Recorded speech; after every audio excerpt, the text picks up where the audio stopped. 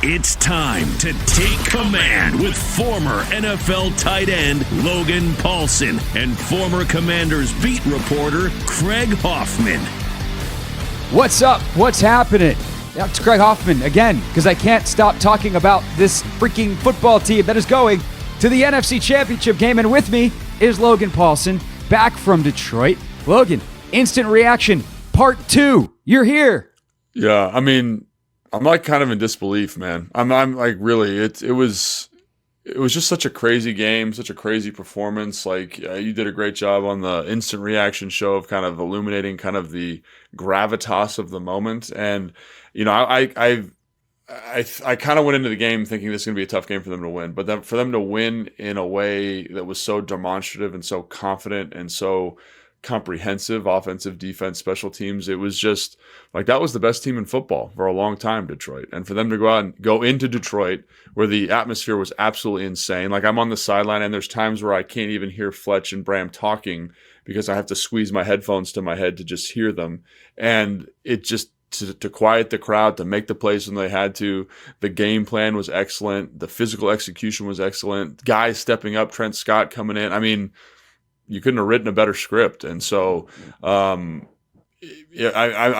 I was literally talking to B. Mitch and Santana post game, and we're just staring at each other like, can you believe this? And we all had like little kid giddy smiles on our faces because Tana's like, I've never been to this game, and B. Mitch is like, I have, but I'm almost feel happier for this, and I've never been here too. So to see it now and to see it all with after all the adversity from last year and everything and the changes and the draft picks and to be here, I'm going to say unbelievable, and I think there's probably an historic precedent for it being unbelievable. There's just such a handful of people who've gotten to this game with a rookie quarterback and new coach and new GM and new owner, like just a special moment. And then being there pregame and you see the whole ownership group there and people coming up to you and saying hi and, you know, like who else was like everyone was there. Tom Brady's doing the there. game. They played the Pistons, like and Kevin then Katie's Durant, there. like the Barry Sanders is there, like walking around. Calvin Johnson's there. All these celebrities are on the sideline. Like it just was this surreal moment of like the Commanders are in this pantheon of like people wanting to come watch them play again, and it was really surreal. It was really cool, and again, like just I think the thing that I can't quite get over is the style of the victory. Like it was so good. There was moments of adversity, there was moments of success and handling success, which I was really worried about. Like when they came out in the second half and they went 3 and out, I was like, oh no, like they're not mature enough for the moment. And then I was wrong, man. They figured it out. They found a way to get it done, and that was the thing, man. Just how they were able to do it was so cool. The third drive of the second half, the Commanders' second drive, right? They go, I guess technically it was 4 and out. They got a B-Rob big carry, then they go 1, 2, 3, goodbye. And then Detroit goes down and scores.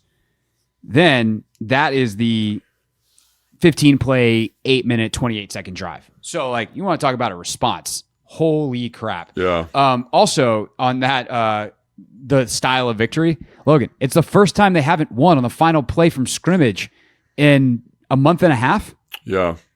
Yeah. Like they finally did not do the cardiac commander thing. And it was almost worse for my heart than when they win in the last minute, because the whole time you're thinking like I was just, because they're up by 17 and they score the field goal and you're like, how many possessions can they get in with this amount of time? And then the timeout thing, and you're kind of, it's a different type of stress, and one the stress of success, you know. And I think that was the thing about it that was so interesting. It was so different. And then I did the post game interviews like with the guys as they're coming off the field, and it was so interesting to do them because they all felt like there wasn't like this tremendous excitement. It was like, yeah, like we knew we would do it. And it was that was another surreal element about it too. It was like they won with the long drive. They won with the explosive play. They won kind of sealing the game defensively, playing that soft zone coverage. Jeremy Chin with the interception. And then everyone kind of when they're walking on the field was like, yeah, we expected to be here. And it was just like, this isn't a great interview, but that's a really cool answer. You know what I mean? Like, so. Yeah, I mean, I'm sure it was still like to capture that is, I think, important, because it goes back to the thing that, Mitch told me on the show on Tuesday, and that I brought up on the initial instant reaction show last night, was like this sign in the locker room that says they've got to go through us. Yeah. And that mentality, I think, is the right one for this team. There are teams where it's like, no one believes in us. And I heard some of that coming out of the locker room. Like, John Allen's like, no one outside of our locker room. So there's like a little bit of that underdog rally together mentality. Sure. But I think there's a lot more of just the, like, this is who we are. We have faith in us. I don't really care what anybody else thinks. Not in like they don't believe in us. It's like they may not. Like, what it is. Like, I don't care. Like, it's about us. And I think when you make it about you, and especially when that's been your message all along. And I think Dan did something really smart at the beginning of, I think it was this week, it might have been last week, but he walked into the team room and he told this story in the press conference. He walked into the team room and he's like, all right, guys, it's now the playoffs, or it's now the second round, and like, we got to change what we do. And the whole team looks at him sideways, and he just goes, I'm BSing you guys. We're going to do exactly what we have been doing. And it's like that moment of levity is good to acknowledge that this is not monotonous. This is purposeful. Mm-hmm. And I think I have rarely been around a messenger as good as DQ. And that's something that you certainly experienced, I'm sure, when you played for him in Atlanta. But it feels like this has got to be even a new level. Like, he's taken that skill set and honed it to a totally new level, and combined it with the GM and Adam Peters, who has brought in a bunch of people that are very receptive to that message. And I think that's how you get this kind of team. Yeah, but receptive to the message or not, like, objectively, I think it's the right way to approach it. Like, the best players I've been around, the best teams I've been around are insanely process driven, right? And I think we even look at, again, Detroit and what they've done. Like, they're a process driven team. Like, the San Francisco 49ers, process driven team. It's like, we might not get the result that we're looking for in terms of wins and losses, but we're always getting better. We're always looking to improve. And I think that's what Dan just does such an excellent job at. And it does feel like, I don't know if it's because the guys they've assembled seem to buy in, they seem to get it, they seem to be process-driven guys themselves, but it is a excuse me, it's like that's the right way. And so, irrespective of like getting people that are going to support it or not, like, it's just, that's the right way to do it. And then the players seem to have totally bought in, and the execution just to be it. Like, someone was asking me this, it's like, have you ever seen anything like this? And I have never seen such a coached, well messaged, I don't know the exact word, team. Like, think about like the talent, right? Think about where the talent's at on the roster, and think about the results you're getting every week. It's like, this is when you get into coaching, it's for this team. It's to take a team that is fine, but when they're together, they're one of the best teams in football. You know what I mean? Like, the sum of the parts does not equal the result. And it's can I remix that though for a second? Go ahead. Because I think there's like one shining example that is a proof of like an even, I'll say a remix version of that point, right? Which is the talent that was here is different than the talent is now. And I don't mean by acquisitions. I'm talking about like the talent that they opened training camp with is different than the players they have now. Because guys like De'Ami Brown are different players. That's like, what I'm saying. That's what I'm saying. Like, as a coach, like, that is the goal, right? Is to take this person, De'Ami Brown is a great example, and say, this is what you are now, but this is what you can be, and get you there. Right. And so we've gotten individuals there, but then I've seen individuals get better, but to see the team galvanize this way and just get better as a whole, I mean, it's incredible. You know what I mean? And like, I don't throw that word around willy-nilly, right? I mean that. Like, having coached, having been around a lot of really good coaches, guys that I respect, it doesn't happen. It's a little bit of luck. It's a little bit of skill. It's a little bit of experience.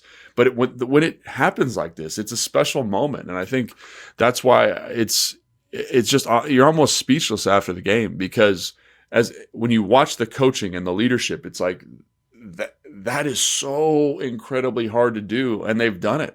And it's for a million different reasons, but they've figured out how to get it done, and that's really impressive. Yeah, I guess the thing that I was trying to clarify is that the roster's not as under-talented as it was when they took it over, despite the fact that they haven't added a bunch of new pieces. Like, I should say, when they opened training camp. And I guess that's right. Like, and that's, I think that's the thing here is, there's two parts to this. There's the schematic and like focus, elevation, which are two of the three main tenets of coaching. And there's definitely some good people around the league that do that, right? They can elevate talent through scheme. They can get guys to focus. They can give a great speech. They get, rah-rah up. But there's a lot more variance. There's a lot more up and down with that. The consistency of the improvement and the consistency of this team in general, really their only dip this year was when Jaden was hurt. Like when he was not himself, which we can talk about some of the running stuff, but also like you see the throw to Diami last night, the twitch he has on that throw where he snaps off that 38-yarder and then is able to both have like extreme twitch and extreme touch on the same ball. That's the kind of thing that disappeared in that midseason lull. And you're like, oh, in hindsight, they can tell us whatever they want about his rib, and he can tell us whatever he want about his rib, but that was clearly not the same dude. But outside of that, they've kind of been super consistent. And part of that is because they've literally transformed some of these guys into just different levels of players. And that's the thing that I think is, the other stuff is hard and is not, like, it's rare, but I think like that's the piece that's like, I don't want to say unique because it's not never happened before, but it's much closer to unique than rare in terms of just how much they're outperforming expectations. Is they've literally taken a Diami Brown, who was a cast-off fourth receiver, who was kind of just being kept around because he played hard enough and blocked and was going to be an alternate piece, into a bona fide number 2 receiver so far through 2 playoff games. Yeah, it's this kind of mystical connection that coaches have, right? You're developing talent, you're finding roles for people, you're getting them to buy in, you're helping their professionalism, you're bringing in leadership as players and as coaches to kind of facilitate that.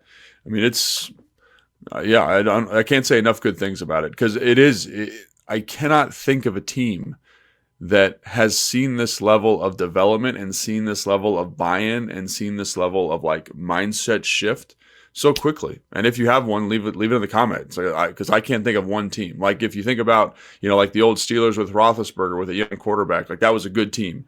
The Baltimore Ravens with Joe Flacco, that was a good team, right? And right. And like they were good already. And so to go from what they were last year to what they are now, again, there's a lot of decisions and things that happen that facilitate that.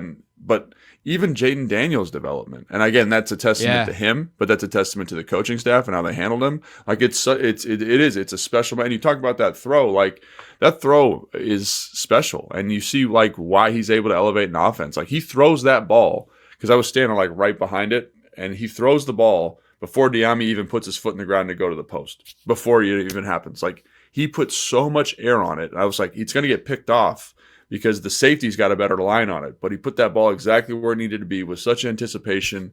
And like, that's special. And you mentioned the physical element, but also like how he's grown as a player. Like that's a throw he doesn't make week 1. It's a throw he doesn't make week 5. Like he just knew it now because of his growth and because of the environment they've made to make him a better version of himself. And, one of my big criticisms of the NFL in general is they don't do a good job of developing talent. But I look at this group and man, they've developed guys at a very high level, and they're reaping the reward of that investment. I think that this game is also a great example of that because what the dual track that they've been on, right, is they have found roles for guys that allow them to be successful, which helps their development because they feel success. Right. It keeps them on the field and involved. Then it's like, oh, can you also do this? Okay, let's add little by little, or in Jaden's case, chunk by chunk to your plate. He talked about that in the post-game interview with Brady. He's like, the coaches trust me to handle a lot, and I think I can handle a lot. And I think that we've seen they've let him handle more and more and more. And kind of this last evolution of him, or the last evolution we're seeing of him this season, God knows if there's another one to come. But like the last piece of this is now he's handling more and more in protection as well, where Biotish was doing all of that at the start of the season. Now it's like Jaden's handling a lot of that stuff. And I think it's allowed him at times to know like, okay, this is my weak spot in the protection. And I know I have to get this ball out because I'm in charge and I set the rules. And like, I can, even if I make a mistake, like I can deal with that. But like, Craig, it's even more comprehensive than that, man. Like we're in there and like, I'm watching on the sideline and I don't know if it picks up on the TV copy, but he's checking runs. He's checking to different pass concepts. Like he's got such control of the offense. Like we're going to talk about this probably more in the review show or in the tape breakdown show. but like he made a play where I tell you, man, like they were in this like wide split, and we'll talk about that more in a second. But like I was like, how do you possibly know that Brian Branch is blitzing here? But the Terry touchdown. Not on that one. He did it on that one too, because it's a zone read pre-snap. But he re-ID'd the protection, gets it set up. They block it up. Great job by the O-line, and he hits like a little 10-yard dig on a 3rd and 10. But like that's big. That is big boy football stuff, right? Like as a coach, when you have a guy that's at the helm that can be like, hey, let's get the protection locked up. It raises the floor of your offense so tremendously. And this was a game where, yeah, like he made some big time plays. Terry made some big time plays, but his stuff at the line of scrimmage, and you were talking about like his evolution, like it gets you out of so many bad looks, and it maximizes every play. And in a game where every play is important, like getting a guy that's making those kind of decisions, I don't know how many offensive plays I had, 60, like however many times he did that, it's special, man. It's special. And to think about where he was and where he is now, like I can't get over the performance he had last night. And again, the stat line, the box score, not great. It is what it is. It's fine. But like, the stat line was still pretty darn good. But it's the stuff that it doesn't capture. Yes, just it doesn't how great capture. it was. It doesn't capture everything, right? Totally. By the way, they played 74 offensive snaps last night. Man. And do they really? Yeah. 37 pass block, 37 run block. Wow. So they were dead even 50-50 on the splits. Of course, that evens up a little bit as they're running out the clock late. But still, I mean, that's kind of what you dream of, is that you can play that way for most of the game, and then by the end it's even because you're just running out the clock. But to get back to what I was saying before, that was a great insert, and I think really illustrates just how special he is. But they find ways to make or have guys experience success, which both helps their development and helps you win football games. And last night, like the ways that they're able to set up success for this offense. By they, I mean Cliff, I mean Tavita, I mean Anthony Lynn, I mean David Rye. Keep naming assistant coaches all day long. Like that whole staff. Salute to each and every one of you that had a role in this, which is probably all of you. And I think that was really, really special, and some stuff that I highlighted on Friday just based off like the next gen stats and some of that stuff, where it's like, I think they're probably going to lean heavy on pony personnel in this game because they're really good at it, and Detroit's not very good at it. There's some good stuff out of empty. Like we know that Jaden's a monster against the blitz, and Aaron Glenn's going to blitz. But the ways in which they ensured that success would happen, using some of those tools and some other stuff I'd love for you to talk about that you saw from the sideline, and we'll get a lot deeper into on the tape review show. There's pretty special stuff from the staff. Yeah, and I think so in the preview show, like one of the things we talked about, or one of the things that like was really giving me consternation, was I felt like Detroit did a really good job with the disguises, right? Like you weren't always sure. I wasn't always sure what the coverage was. Like, is it single high? Is it too high? Is it man? Are they bringing a pressure? And it was really hard to kind of diagnose. And I was like, how do you make sure that Jaden knows like what's going on? Like, what's the solution? And I just felt like the answer was so obvious. Like it was so obvious I didn't think of it, but like the first play of the game, they get an empty and the splits are just a little bit wider than they normally are, right? And they get that width, they get that space, they put the running back out wide. So hey, I got a man zone tell right now, and if they're blitzing, they can't disguise it because they have to get closer to the blocking surface to bring the pressure, right? So that's the first one. And then they went to even more extreme. They got these wide bunches where they're really, really wide. They're almost outside the numbers with the bunch. They got the stacks where they're almost outside the numbers. And so it does a couple things. One, it just cleans up everything you're doing offensively, right? I can see who's blitzing. I can see the coverage. And the other thing is it makes it really easy for me to check into runs because all I have to do is count to 6, and if there's 6, I'm throwing a pass. If there's 5, I'm running the football. And B-Rob, has a really productive day, one of his most productive days in the last couple of weeks. It's because they were just like, we're going to get you in bad looks. Like one of the things watching the Buffalo game leading up to this is like if you get in a 3-by-1, so three receivers to the left and of the tight end to the right attached, they apex their will linebacker between the third receiver and the tackle, in addition to having 3 receivers over the top. So you get this really, really light box structure, and you can attack this player who's got to fit that run from like 6 or 7 yards off, and he's removed from the box. And they ran that run probably 4 times in the game. And it's just the way they were able to, through formation, dictate and find good looks for the runner, dictate and find good looks for the passer, and help him identify protections. Like, I thought that was masterful, man. And you were talking about the touchdown to Terry. That was great. You know, like, because the split is so wide, he can see it. It has to happen right now. And just stacking those plays and stacking that production was great. And it's something that is kind of Cliff's superpower, right? You know, that we talked at times this year about how Cliff uncovers a lot of the things that Sean and Kyle and Ben Johnson like do with motion or whatever else. A lot of the tools that a lot of the football nerd community loves, and they love to criticize Cliff for when he was back in Arizona. And some of those things like Cliff has put in. There's some like quick short motions with Zach to just get him free releases, and like some of that stuff that he's kind of added that is really smart, and the football nerd community likes it for good reason. But the way that Cliff is able to accomplish some of those same things is through formation and personnel. Yeah. And you've talked about that, I think, really, really intelligently all year long. And this was like a masterclass. Yeah. Yeah. I mean, masterclass is the right word, because like you want something simple that's going to work, that fits in the confines of what you do. And I feel like he just found something that was exactly that.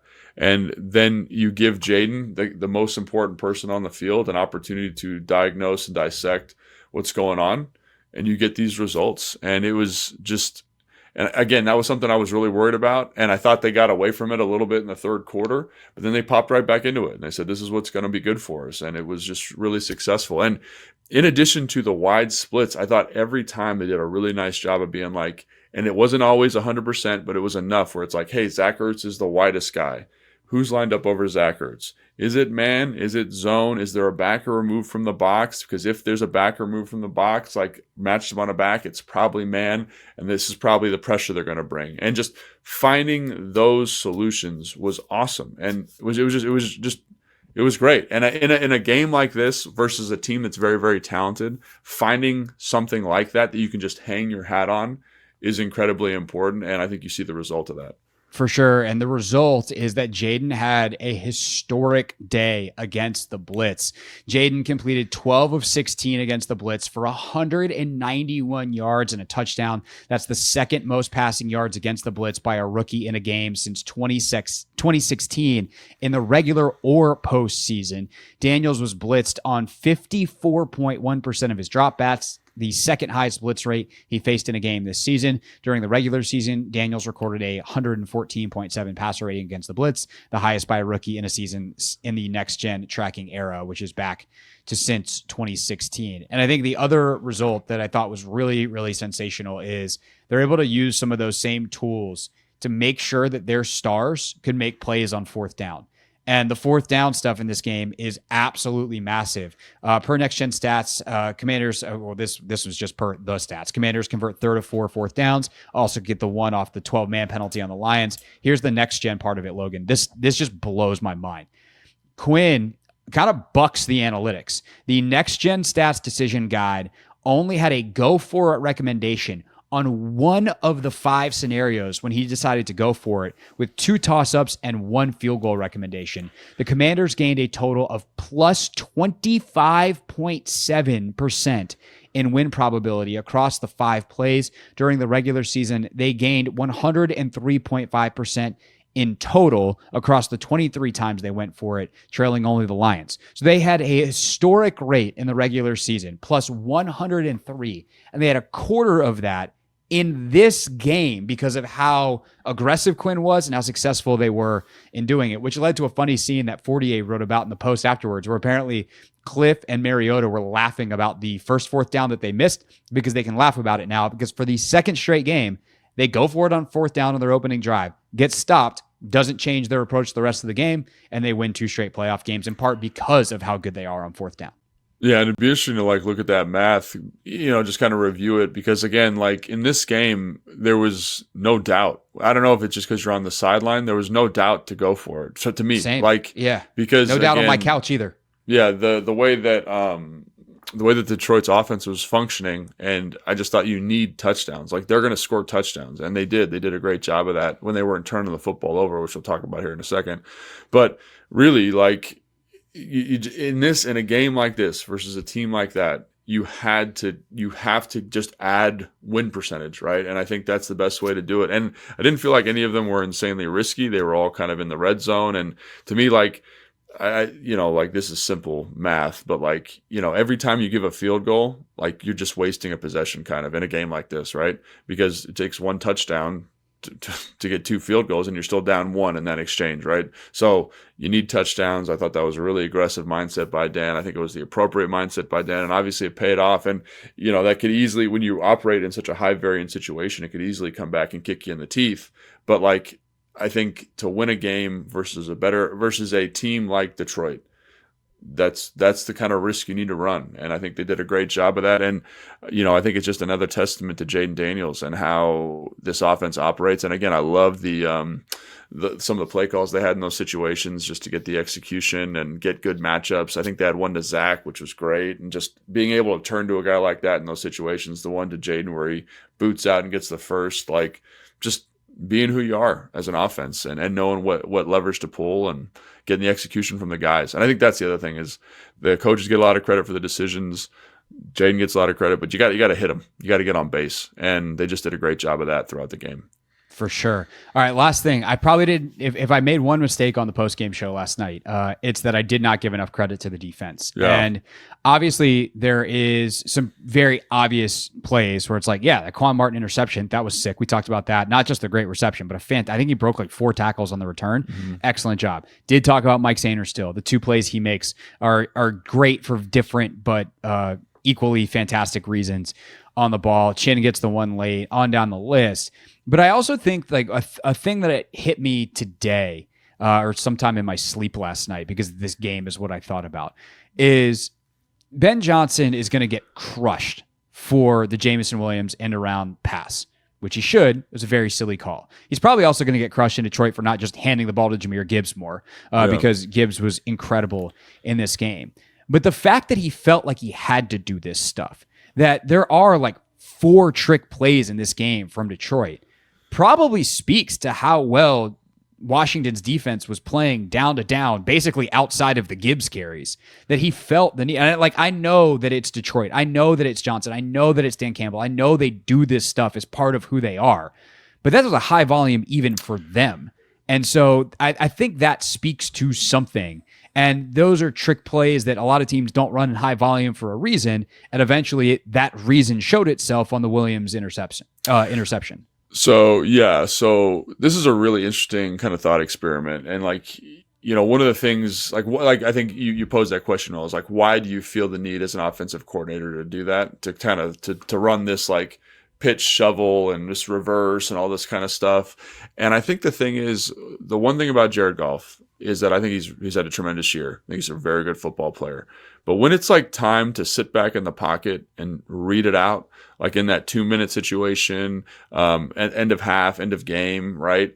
You feel how hard it is for him to do that. There's certain guys that get back there, like Joe Burrow is a great example. And maybe that's a bad example because he's the best quarterback in the NFL at this specific thing. But you're just like, he will find the right guy. He knows what you're doing. He knows how to layer throws. He knows how to find the space in these coverages. And when you watch Jared Goff, it's not that, And so I do feel like there were times like when the play action pass was a little bit dicey, when they couldn't find their shot plays, I think there was a little bit of consternation. You could feel it from the coaching staff, right? And that's why you feel like you need to pull this stuff out. So I do think the game plan is great. I think Joe Witt Jr. played way more zone than he normally plays. And they were okay with that because, again, even on the Quan one, right? It's a play action pass. The hook player does a great job getting under the throw. He puts a little bit too much air on it, and Quan's right there for the interception. Like, that's not something that we saw in the Baltimore game. That's not something we saw even in the Philly game, right? Like, this is something new for Joe that I think speaks to how they thought of Jared Goff and the things that he thought he would struggle with. And he did struggle with them, right? He had a hard time consistently reading out zone coverages in straight drop back situations. And so, you get them to a 3rd and 10, they're going to play some type of zone. And it wasn't always the same zone. It wasn't always cover 2. It wasn't always this. Sometimes it's a fire zone, the replacement zone, whatever it is. But I thought that was a really excellent understanding of what that player struggled with. And I think it led to some of this stuff that you're talking about. And again, we got to watch the film to confirm this stuff. But it led to some of the stuff where it's like, man, we got to find explosive chunks, and we got to be a little bit creative with how we do them. And again, we're the beneficiary of kind of a silly, and I don't, honestly, I'll say this, I don't even think that's a bad call, on the reverse pass. I don't think it's a bad call. What I would say is what you're exposing yourself to. Because if he just runs, he probably gets 20 yards, right? If he just takes off and runs, and like, when he says, oh, it's not there, and just runs, Jameson Williams, you're probably getting a 10-yard gain, and no one even thinks about it. The problem with the play is that you're giving a non-quarterback decision, a decision that he's not used to making. Right. And so unless it's wide open, it's like, don't do it. Which, by the way, the disgust in Tom Brady's voice on the broadcast of making that exact point. I know you didn't get this because you're obviously you got Bram and Fletch in your ears and you're on the sidelines as part of a broadcast. But Brady literally is like, and you're giving a non-quarterback a decision. He's just so mad about it. I mean, just seething. It's when you call that play, the guy's going to throw the ball. Like, we've done that. I've done that with a bunch of NFL teams. We did it in college, done it in high school. That dude is going to close his eyes and throw the football because it's their first time to show off their arm and be all these different things. Like, they don't make great decisions back there. So, again, you trust the play. You like it. Your trick plays up to that point have been very, very successful. And but the shovel thing, that was insane. Was beautiful, man. Was beautiful. And the thing about it is, like, as a coordinator, I'd never call that because it just seems like so risky, but it's such a well-designed play. And the thing about them, and when you watch them on film, is like when you run a hook and ladder, like there's so many things that can go wrong, but they just have a good feel for the execution of it. And that they must have repped that 100 times to get that execution for a 25-yard gain in the red zone. Like, it's just, I love it, man. Even the reverse they ran, it's brilliant. Like the ball, the way that the running back had the ball and kind of hit it down and all that kind of stuff. They're really excellent. It's a well-coached, well-executed offense. But I think Joe Wood Jr. deserves a lot of credit, right? And people say, oh, they should have given the ball to Jahmyr Gibbs more, which I totally agree with. But then I think back on it, and I got to check my notes, but there's 2-minute drives, right? And so you're not going to run the football in those drives at all, right? End of half, end of game. And I think that is another reason where, like, certain game flow things the Commanders were able to play for and play to that led to that put the offense in areas where they had to make certain decisions, and it negated their probably the best player on the field in Jahmyr Gibbs. Probably. I also, though, if I'm doing a Detroit show today, I'm like, look, David Montgomery's awesome. He's been great for our team, but like Gibbs proved he could be an A1 back when Montgomery was out. This is Montgomery's first game back. I don't know that we needed to use as much David Montgomery. Like there's ways, but hey, who cares? But the other thing too, this is more of a philosophical point, but like I think that when you have a guy like Jahmyr Gibbs, it felt like Christian McCaffrey, right? It felt like the impact that an elite runner can have on an elite offense. And I think that's kind of what you're alluding to there. Like, he's special. Right. He can catch the football. He's an explosive runner. He can find you explosive plays.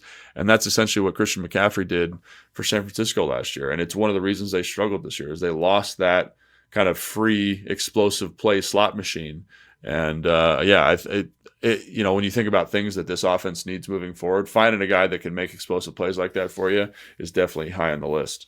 And Austin did a fantastic job of being some version of that guy. Like, he doesn't have the finish that Gibbs has. No, very few players do. I mean, he's probably one of one, right? I mean, Gibbs. I mean, Saquon.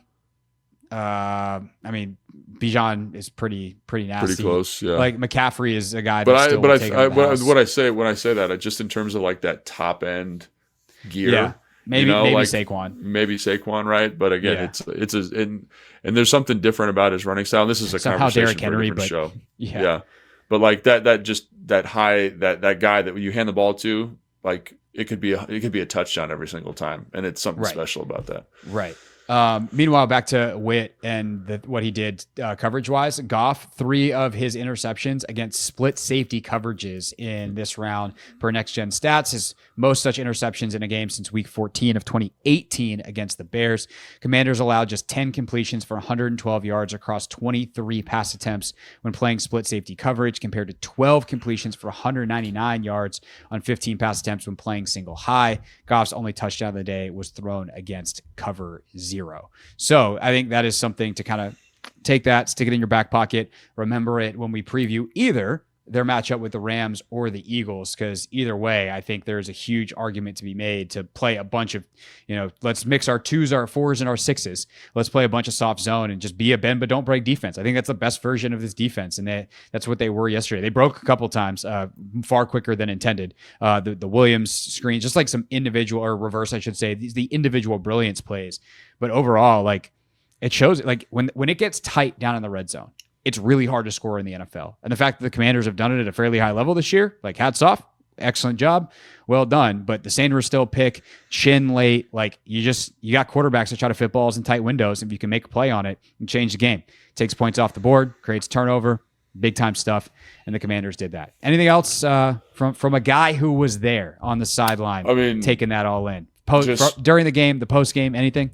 Just tremendously excited, the emotion, just seeing, the whole ownership group waiting outside the locker room with their families, and the actors, and Kevin Durant's there, and just I'm not like a famous person, but everybody's getting hugs, right? Like Dan Quinn's wife's giving everybody hugs, Adam Peters' wife. It just, the joy from that group of people was absolutely tremendous. Terry coming out of the locker room yelling. Can I real quick, Logan, just circle back on the ownership group? I had this thought earlier when you mentioned them, and then I forgot it and never remembered it again, so I don't want to forget it for a second time. Mm-hmm. Dan Snyder was notoriously, like, reclusive in his ownership. Yeah. Like, he was bad for a million reasons, right? But one of the things that always struck me was he was surrounded by, like, 3 security guards at all times, and, like, you could not talk to the man. Yeah. He lived literally above everyone else. And so to see Josh and, like, Magic Johnson, if he wanted to live with 3 security guards around him at all times, fine. You're Magic Johnson. Like, you're Magic Johnson. What else do I have to say, right? But the fact that Josh, Magic, Mitch Rose, like, when we're in the hallway at Northwest Stadium, Mitch always comes by as we're waiting to get into the locker room post game and talks to us for a few minutes just to, like, say hi, be like, wow, that was amazing. Like, tell us about how he was feeling during the moment. Like, the accessibility and the kind of humanity of this ownership group, especially when compared with the last guy, is something that is worth, pointing out, celebrating, and acknowledging. Well, even on the sideline. So we're doing our show. We do the pregame show down there. And, like, Mitch comes up to us and everyone gets a big hug, like the producer, CJ, everyone gets a hug, right? And then Josh Harris is signing autographs and taking pictures with all the fans that are backing up. And it's just, it feels so much more familial. Like it's got this really nice kind of environment, and seeing everybody post was great, man. I mean, it gets me a little bit emotional thinking about it, because it is such a stark juxtaposition of what it was. And again, everyone's happy because they're winning football games, but it feels different. It feels exciting. And it feels like people care. And I think that's maybe the most important thing. Great place to end it. We'll be back with a full film breakdown on Tuesday. In the meantime, if you're listening to this as soon as it comes out, enjoy the other games today. 2 tremendous games. Now, obviously, the NFC game. A lot of interest in that one. Let's see who the Commanders are going to play. And then you get the nightcap between the 2 MVPs. Dude, I'm so stoked for that game. The MVP I can't candidates, even tell you. Oh my God. We could go for another hour talking about that one. The Lamar Jackson, Josh Allen showdown. Going to be a hell of a lot of fun. And by the way, that's just for a chance to go play Patrick Mahomes in the AFC Championship game. It's such a bummer that these 2 excellent, we're so blessed, man, as football fans, to have those guys. By the way, we're very blessed here in DC because of the guys that are like dudes like that in the NFL. Looks like we got one. I know. That 5 guy's pretty good. So looking forward to that. Film review, just how good was Jaden? We'll tell you on Tuesday, as if you need us to hint. Very good. And then Thursday, we will preview the Commanders' next matchup, which will be, for the first time since 1991, in the NFC Championship game. For Logan Paulsen, I'm Craig Hoffman. I probably will think of more things to say between now and tomorrow on the radio, so I'll see you guys then on the Team 980. Subscribe wherever you're watching or listening right now, and we'll see you next time on Take Command. Thanks for watching this clip of Take Command, which has a brand new home. That's right. You can watch on YouTube at the Team 980. You can also listen to full episodes in the free Odyssey app, which is now enabled with Apple CarPlay. So we'll just, follow you around.